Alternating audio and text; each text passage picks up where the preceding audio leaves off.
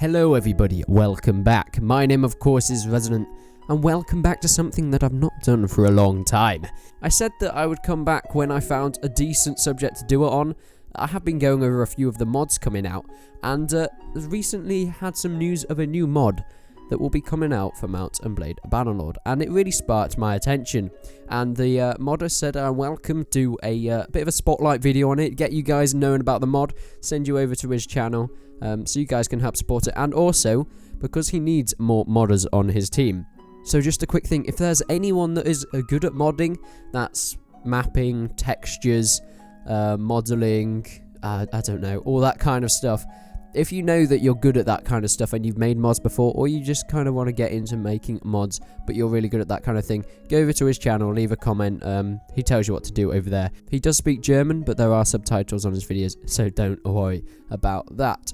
Yeah, let's get straight into the mod. Now, this is a American independence mod, and the reason I was so excited about it and why it sparked my attention is because it's very similar to Napoleonic Wars. The kind of play style, not necessarily the time era, but it's close enough that they use the same kind of weapons, the kind of play style, and that sort of stuff.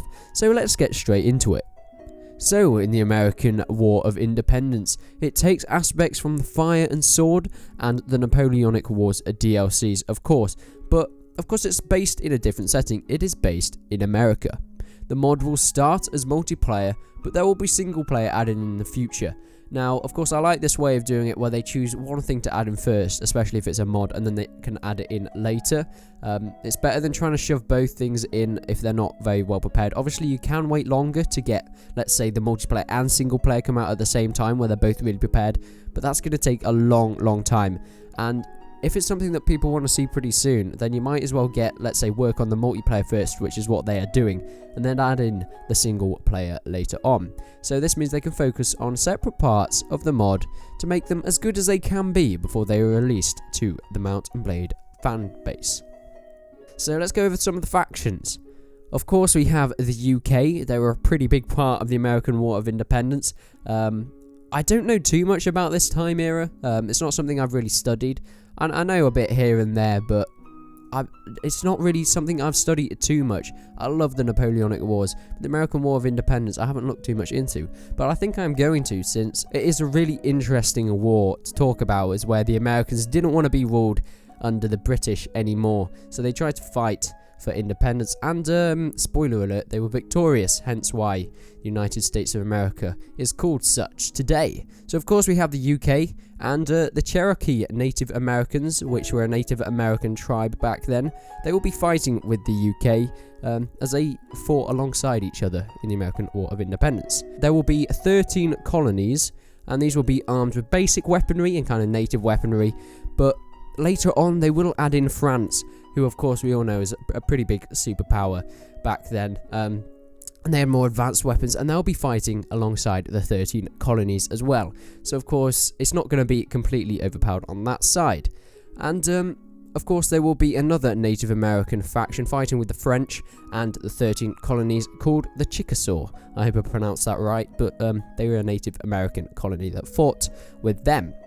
So they've got a good number of factions. Now, the only worry with having this amount of factions being announced so early on when the mod isn't even started development yet, will they be able to add them in all at the same time? Or maybe they'll just add in about 2 factions to start with, get them balanced, get them good, and then bring in the other ones. Because what we've experienced with a lot of mods, such as mods like Fall of Mordor, is we've got about 6 or 7 factions, and they're extremely unbalanced, which obviously makes shield battles and events a bit less fun if it's a bit unbalanced. So hopefully they can balance the few factions that they're going to add in and then add ones later on in the end. But we'll see what they do with that one.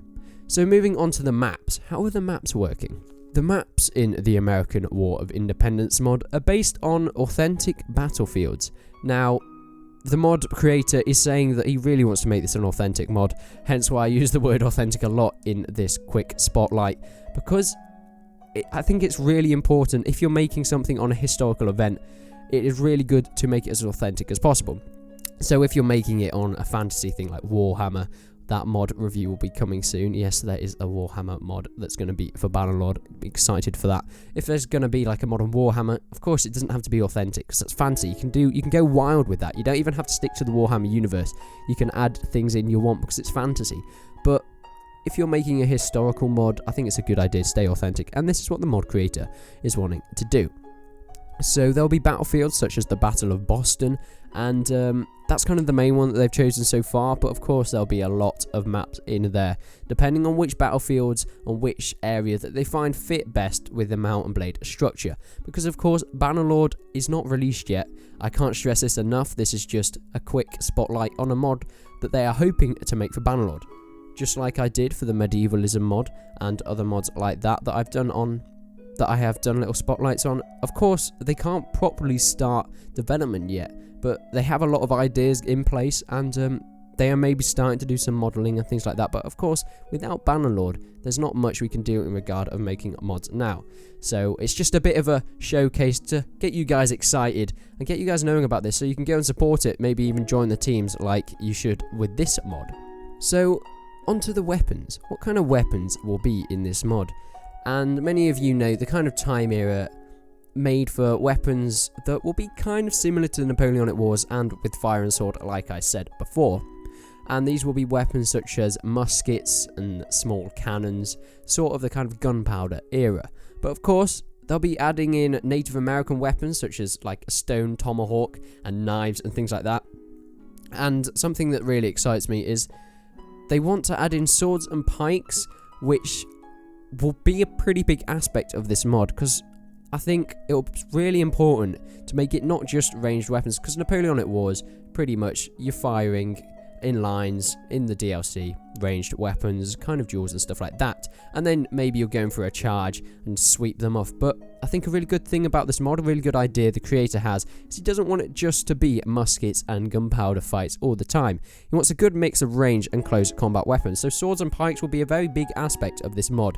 So there'll be a lot of hacking and slashing and forming up pike lines and having your muskets behind them, shooting them and that kind of thing. That'll be really cool for events and community things such as that. Let's move on to the single player aspect. So they're hoping to get an authentic story, of course, and he does say story / timeline. So what does this kind of include? Is there going to be a linear story that the player follows, like a normal game where you go through a story as your character, or will it be more of a sandbox like Mount and Blade normally is? I'm not completely sure on that yet, but we'll see with more updates on this mod to come. It is set in the northeast of America. That is where the map will be. You can have all the battlefields that were fought there, and anyone that is into the American War of Independence knows this is a really good place to set the map, since there are a lot of battles that went on there, and there will be many authentic places and cities that you'll be able to see, and of course the battlefields which were fought in the American War of Independence. These will be included into the single player. Now, this is kind of all the news we have so far, or the information we have so far on this mod. I'll leave a link in the description to his videos where he just briefly explained it, what was going on. And if you guys are interested in being a modder, of course, like I said at the beginning of the video, go down to his videos and he'll tell you what to do. I think you just leave a comment on his video and you can get in contact with him, because of course he needs more modders. I hope you guys enjoyed this video, just explaining this new mod and showcasing it to you guys. I like to promote mods out to support the modders, because especially if it's their first mod or they're not a very well-known modder, of course we want more people to see it, especially if it's a really good idea like this. So thank you guys for watching. If you enjoyed this video, remember to leave a like. If you didn't, dislike the video, and remember to subscribe to my channel for more updates and content on Bannerlord and Mount and Blade Warband. But until then, I will see you in the next one.